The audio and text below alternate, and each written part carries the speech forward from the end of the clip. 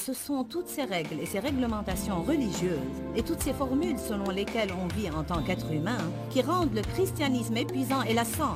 Si l'on suit ce que l'Esprit de Dieu nous guide de faire, alors devinez quoi? L'Esprit de Dieu nous donnera la force de faire tout ce qui nous conduira à faire. Bienvenue à La Vie dans la Parole avec Joyce Meyer. La Vie dans la Parole est un ministère d'entraide basé sur un enseignement solide et pratique pour une application de la parole de Dieu. Votre réponse est dans la parole de Dieu. Et laissez-moi vous dire, le Seigneur est capable de vous guérir là où vous souffrez. La Vie dans la Parole est un ministère international qui atteint le monde par le cœur de Dieu. Et voici aujourd'hui pour vous l'occasion d'expérimenter la vie dans la parole avec Joyce Meyer.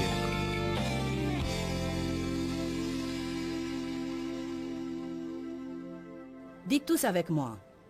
Qu'est-ce qui est le plus important pour moi? Quelle est ma première priorité?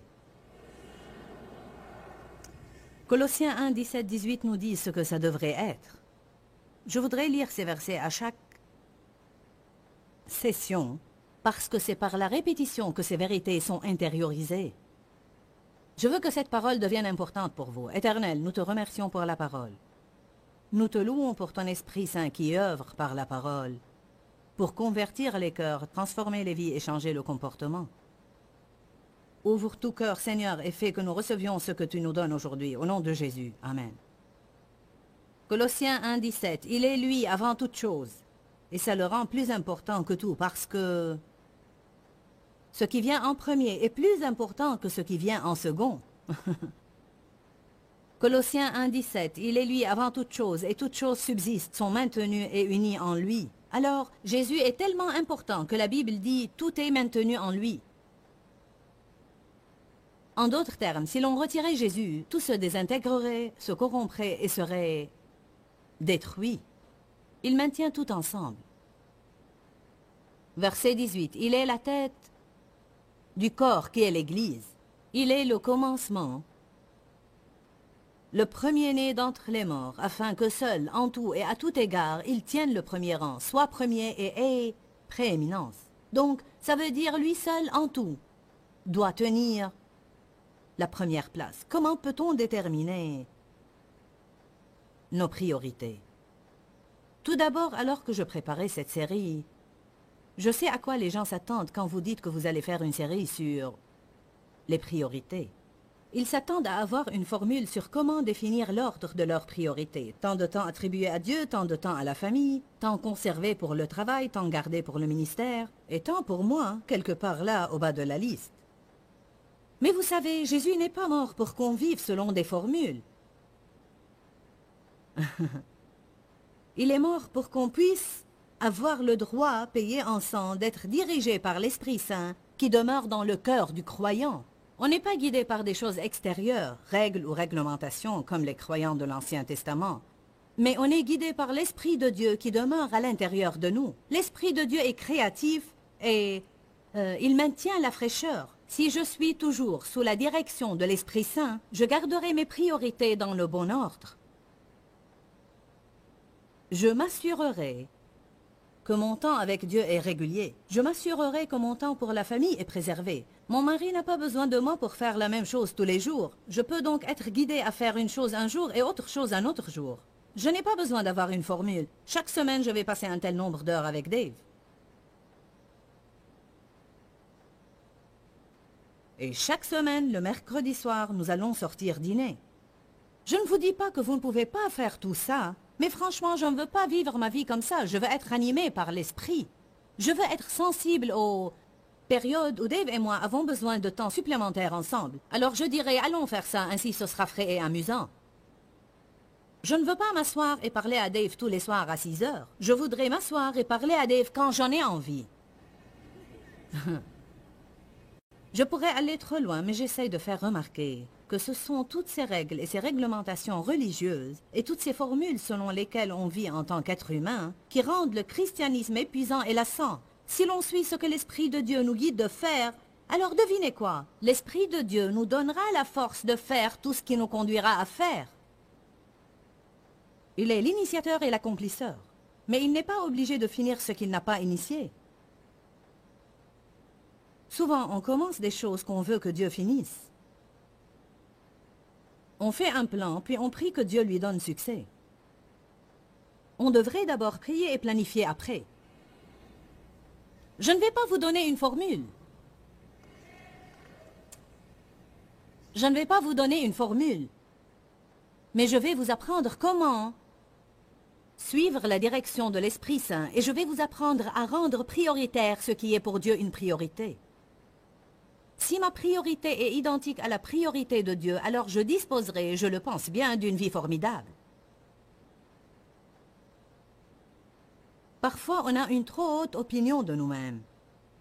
On pense qu'on est un peu plus spirituel qu'on ne l'est vraiment. On pense qu'on a des choses un peu plus en ordre qu'on ne les a vraiment.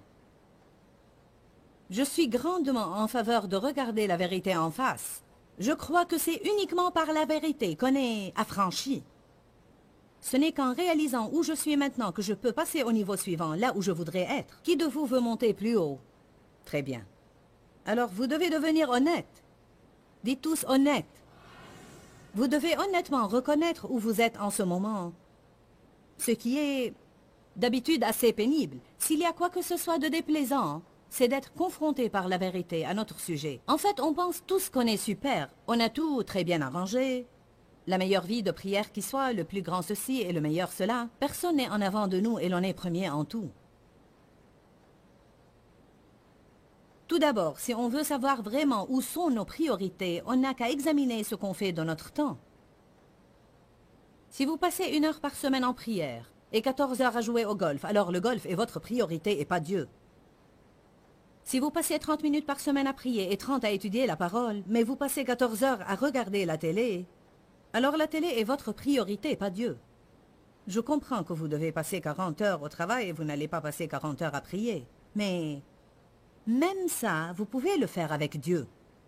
Même lorsque vous allez jouer au golf, ou vous jouez au baseball, ou quoi que soit ce que vous aimez faire, vous pouvez incorporer Dieu dans tout ce que vous faites, à tel point que vous pouvez en venir à dire « je prie sans cesse » et je ne pourrai pas vous dire combien de temps je passe avec Dieu chaque jour parce qu'il est avec moi tout le temps. Dans tout ce que je fais. À mon avis, un de nos gros problèmes, c'est que nous cloisonnons Dieu et nous séparons le séculaire du sacré. On pense que certaines choses sont du domaine religieux et donc qui concernent Dieu. Mais ces autres choses sont des choses que Dieu n'en a rien à faire et donc on doit s'en occuper nous-mêmes. C'est l'une des plus grandes erreurs que les croyants font. Dieu doit être notre priorité en tout ce qu'on fait. Quand je m'habille le matin, je ne veux rien mettre qui ne va pas glorifier Dieu ce jour-là. Je ne veux rien mettre qui ait une coupe trop basse ou qui soit trop transparente ou si courte que lorsque je m'assieds, on peut voir bien plus de moi qu'on ne l'est supposé. Je ne veux rien mettre qui soit vraiment si ample sous le bras que quand je soulève mon bras, on peut voir des choses qu'on ne doit pas voir. Être habillé d'une façon décente devrait avoir une certaine priorité. Je suis stupéfiée de voir ce que certains portent pour sortir, et encore plus stupéfiée de voir ce qu'ils portent pour venir à l'église.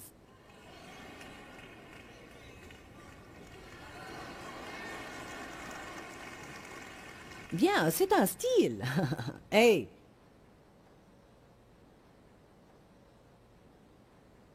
Mais ce n'est pas le style du royaume.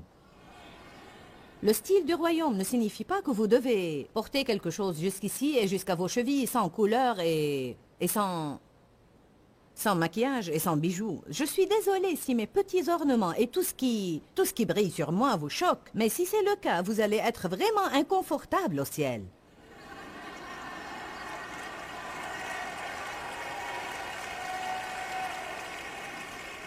J'aime bien cet assortiment, regardez-moi ça. Quelqu'un m'a donné une montre violette pour aller avec mon tailleur violet. Wow! Alléluia!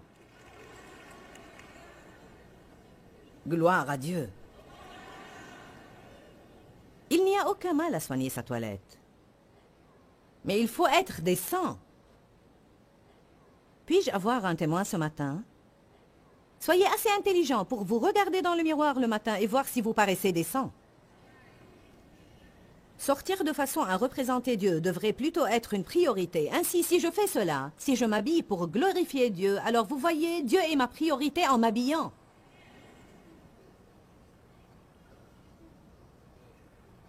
Dieu peut devenir votre priorité dans tout ce que vous faites.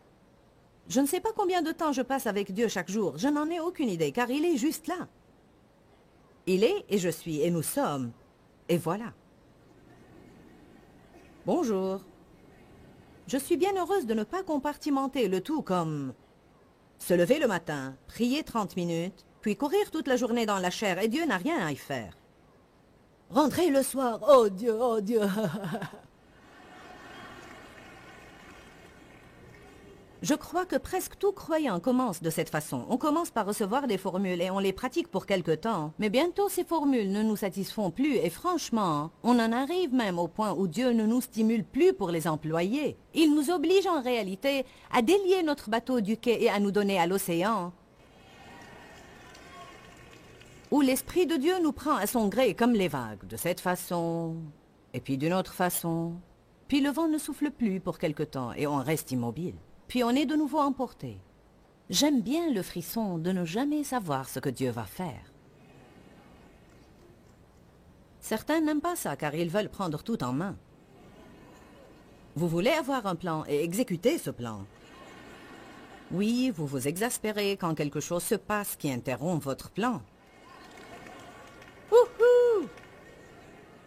Autant marqué au travers de votre vie hyper tendue parce que Dieu quotidiennement est en train de faire des choses que vous ne pouvez pas contrôler. Merci Jésus. Alléluia. On doit examiner ce qu'on fait de notre temps et voilà nos priorités. La vérité est qu'on trouve du temps pour ce qu'on veut faire. Pouvez-vous avaler ça tout simplement ce matin? Vous faites ce que vous voulez faire. Vous faites votre programme. Si vous n'avez pas de temps pour Dieu, c'est de votre faute. Ce n'est pas la faute de Dieu. On a toujours le même nombre d'heures par semaine qu'Adam avait. Ce n'est pas la faute de Dieu que l'on soit si occupé. C'est notre faute qu'on suit le système de ce monde. On se conforme tout le temps au monde au lieu d'être transformé par la parole de Dieu et l'Esprit de Dieu. Beaucoup de ce que tu fais, tu n'as pas besoin de faire. Beaucoup de ce que je fais, je n'ai pas besoin de faire. Je suis toujours, chaque jour en train d'essayer de faire des changements dans ma vie car je suis trop occupé. Je ne veux pas être seulement occupé, je veux porter des fruits. Ainsi, êtes-vous occupé ou portez-vous des fruits? On a...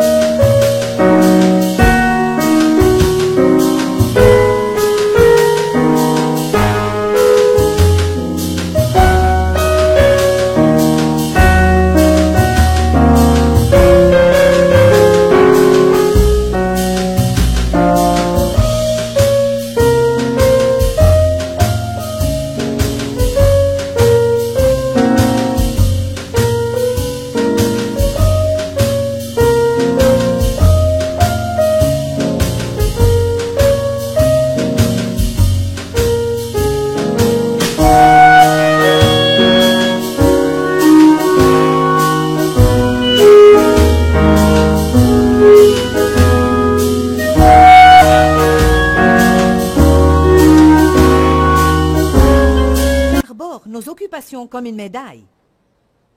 Maman, je suis désolée car je ne t'ai pas appelé depuis 6 mois, j'étais occupée. Seigneur, je suis désolée de ne pas avoir prié, j'étais occupée. Pasteur, je suis désolée de ne pas être venu à l'église, j'étais occupée. Vous apercevez vos amis dehors. Oui, j'ai voulu vous appeler, mais j'étais si occupée. Oui, j'ai dit que je t'appellerai pour déjeuner, mais j'ai été si occupée. Je suis occupée, je suis occupée, je suis occupée, occupée. Si tu m'aimes, ne sois pas trop occupé pour moi. J'ai voulu te remercier pour ces merveilleuses prévenances que tu as pour moi, mais j'ai été si occupée. Je suis sûre que tu comprendras. Non, je ne comprends pas. Je ne comprends pas pourquoi on ne remet pas les choses qui devraient être importantes pour nous en première place. Et on ne cesse pas de se donner à toutes ces choses qui ne valent vraiment rien. Bonjour. Mais je suis tellement occupée. C'est devenu pour moi un sujet préféré cette dernière année. Et ça m'aide à changer. Ainsi même, si vous n'en avez pas besoin, je vais me le prêcher à moi-même, car je dois changer dans ce domaine. Alors si on est tellement occupé et si stressé qu'on devient renfrogné et grincheux tout le temps avec ceux qui nous entourent, alors on justifie notre aigreur et notre carence du fruit de l'esprit par l'excuse « Je suis très occupé. Je sais que je ne devrais pas être tellement revêche et difficile à supporter, mais je suis tellement occupé. »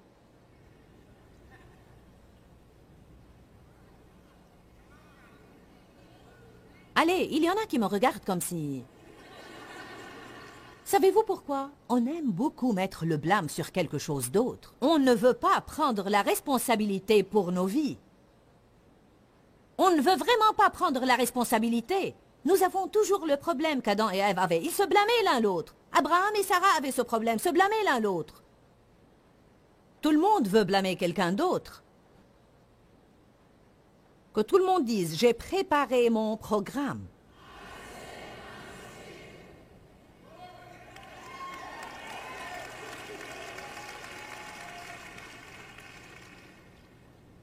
Qui sait ce que les cisailles de taille sont?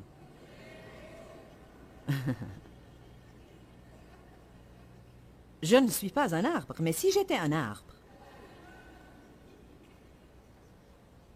et mon propriétaire commençait à me tailler, je parie que ça va faire mal. Tchic. Je veux que tu m'apportes une paire de cisailles de taille et la mettre dans la boîte d'accessoires. Ça aurait été plus efficace si je les avais ici ce matin. Qu'est-ce qu'on découpe? Des arbres? Parfois de jolies pousses. Non seulement les branches mortes, mais aussi celles qui poussent dans la mauvaise direction.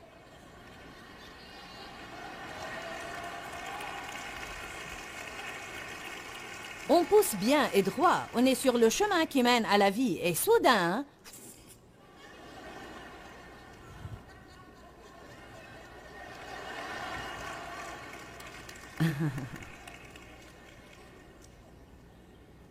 Ainsi, le vigneron, et vous savez que Dieu s'appelle le vigneron, il doit sortir ses cisailles de taille et... Non! Ça gâche ta beauté.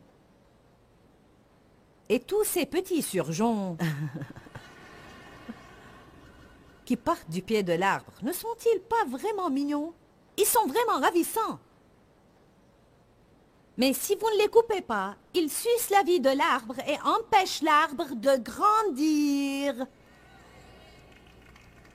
La Bible nous appelle des térébintes de la justice, une plantation de l'Éternel, pour servir à sa gloire. Certains d'entre vous ont trop de ces surgeons mignons.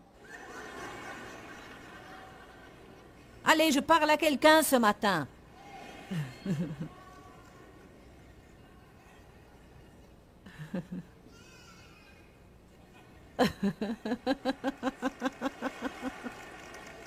J'ai découvert quelque chose au sujet de cette histoire de taille. Car Jean chapitre 15 dit, « Si vous ne portez pas de fruits, il vous taille, parce que vous prenez de la place. Et si vous portez du fruit, il vous émonte pour que vous portiez un fruit encore plus excellent. » J'ai découvert qu'on est taillé, qu'on porte du fruit ou pas. Ce sont les réalités de la vie.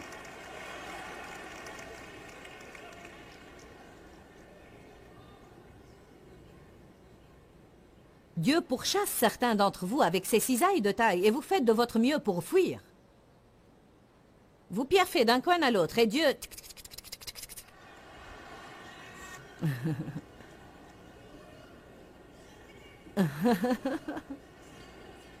Il coupe un rejeton et vous le recollez quelque part d'autre.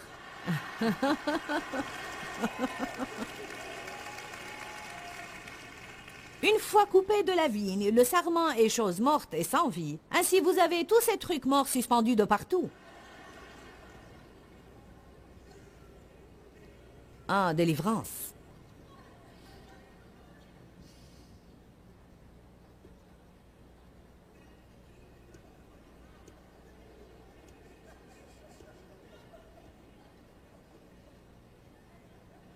que tout le monde dise « je dois changer ». Savez-vous ce que je pense? Je pense que si l'on se débarrasse de toutes ces choses qui ne sont vraiment pas essentielles, on aura beaucoup de temps pour Dieu. Alléluia. Donc, regardez ce que vous faites. Examinez à quoi vous passez votre temps. Soyez honnête avec vous-même. Ne dites pas « Eh bien, je dois faire ceci et je dois faire cela ». Ne donnons pas à Dieu les restes. Ne lui donnez pas le restant de votre journée quand vous êtes épuisé et fourbu. Vous ne pouvez plus réfléchir. Et vous pouvez à peine donner à Dieu les prémices, toujours. Et c'est la partie de votre journée où vous êtes au mieux. Pour moi, c'est le matin. Non pas que je suis toute gaie le matin, mais en fait, je suis au mieux avec Dieu le matin avant que je devienne préoccupée par toutes sortes de choses. J'en connais qui sont au mieux la nuit. Découvrez quelle est la meilleure partie de votre journée et commencez à en donner une partie à Dieu. Donnez-lui les prémices et non pas les restes. Il ne va pas prendre les restes et les multiplier. Il ne veut pas les résidus. De quoi parlons-nous le plus? Ce sont nos priorités.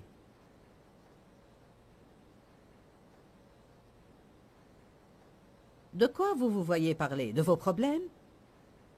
Ou de la puissance de Dieu? Allez à Malachie 3. Dieu aime quand vous parlez de lui, particulièrement quand c'est correct. Certains parlent de Dieu, mais d'une mauvaise façon.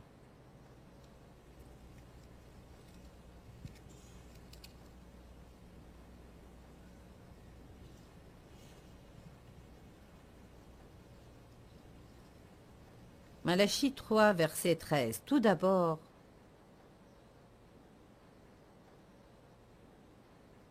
vos propos sont rudes et durs contre moi, dit l'Éternel. Je crois que le verset 13 est relié à la question des dîmes et des offrandes. Le verset 8 dit « Un homme trompe-t-il Dieu? Car vous me trompez si vous retenez les dîmes et les offrandes. Vous êtes frappés par la malédiction. Apportez à la salle du trésor toutes les dîmes, les prémices de votre revenu. Mettez-moi de la sorte à l'épreuve. Et vous verrez si je n'ouvre pas pour vous les écluses du ciel, et si je ne répands pas sur vous une bénédiction si abondante que vous ne pourrez la contenir. Toutes les nations vous diront heureux. » Dans le verset 13, il leur dit pourquoi ça ne s'accomplissait pas pour certains d'entre eux. Il dit « Vos propos sont rudes et durs contre moi. » Parce que vous avez dit, verset 14, « Vous avez dit, c'est inutile de servir Dieu. Qu'avons-nous gagné à observer ses préceptes? Combien de personnes donnent et puis disent, ça ne marche pas? Combien de personnes donnent et prient et puis se plaignent? Allons donc. Donner plus prier plus se plaindre n'égale pas un miracle. » La Bible dit dans Philippiens 4, 6, « Ne vous inquiétez de rien, mais en toute chose par des prières et des supplications. » Avec quoi? Des actions de grâce. Non pas des ronchons, non pas des plaintes et des confessions négatives. Ne vous inquiétez de rien, mais en toute chose. Combien de choses? Toutes choses. Toute chose inclut votre chose et ma chose. Ne vous inquiétez de rien, mais en toute chose, faites connaître vos besoins à Dieu par des prières et des supplications avec des actions de grâce. Et la paix de Dieu, qui surpasse toute intelligence, gardera vos cœurs et vos pensées. Ce n'est pas suffisant de prier pour la nation. On doit remercier Dieu qu'il est en train d'agir. Je crois qu'on doit remercier Dieu avant de voir les résultats. Je ne pense pas que ça serve à grand-chose de prier pour votre mariage si vous n'allez pas remercier Dieu qu'il travaille. Ça ne sert à rien de prier pour votre mariage et puis sortir déjeuner avec vos amis et ne parler que du fouillis dans lequel votre mariage est.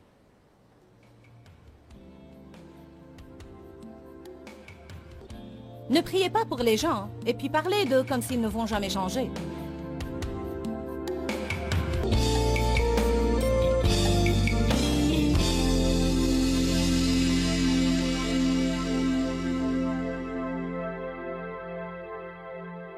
Vous savez, vous pourriez profiter de quelque chose que Dieu m'a dit personnellement. Il m'a dit, Joyce, ne travaille pas plus dur, mais plus intelligemment. Personnellement, je crois qu'on peut en faire plus et peut-être même en moins de temps.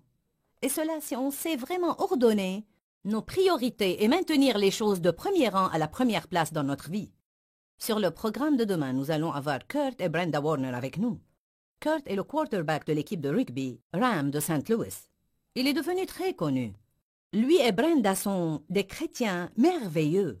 Et ils ont une organisation appelée Les Premières Choses en Premier où ils aident les personnes brisées. Mais c'est extrêmement important pour eux de maintenir l'ordre de leurs priorités.